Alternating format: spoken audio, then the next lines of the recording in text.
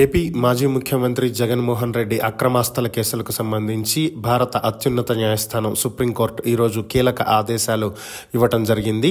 జగన్ కేసులు రోజువారీ విచారణ జరగాలి అని చెప్పి ఆదేశాలు ఇచ్చినప్పటికీ కూడా ఇప్పటికీ రోజువారీ విచారణ ఎందుకు ప్రారంభం కావట్లేదు అనేటువంటి విషయాలు కోర్టుకు తెలియజేయాలని, దీనికి సంబంధించి క్రింది కోర్టుల్లో ఉన్నటువంటి డిశ్చార్జ్ పిటిషన్లతో పాటుగా తెలంగాణ హైకోర్టులో పెండింగ్లో ఉన్నటువంటి కేసులు, అలానే సిబిఐ ఈడీ కేసులకు సంబంధించినటువంటి వివరాలు అన్నింటినీ కూడా ఒక చార్ట్ రూపంలో పొందుపరిచి సిబిఐ కేసులు విడివిడిగా, అలాగే ఈడీ కేసులు విడివిడిగా అన్నింటినీ ఒక చార్ట్ రూపంలో ప్రిపేర్ చేసి సుప్రీంకోర్టులో పొందుపరచాలని,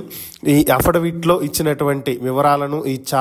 చార్ట్లో పొందుపరిచినటువంటి వివరాలను పరిశీలించిన తర్వాత రోజువారీ విచారణను ఏవి ఆటంకపరుస్తున్నాయి అనేటువంటి దాని మీద ఒక నిర్ణయానికి వస్తామని, దాని ద్వారా నిర్ణయం తీసుకోవటం జరుగుతుందని, దీనికి గాను 2 వారాల గడువిస్తున్నామని, డిసెంబర్ 13వ తేదీలోగా వీటన్నింటినీ ప్రిపేర్ చేసి సుప్రీంకోర్టులో పిటిషన్ దాఖలు చేయాలని చెప్పి ఆదేశాలు ఇవ్వటం జరిగింది.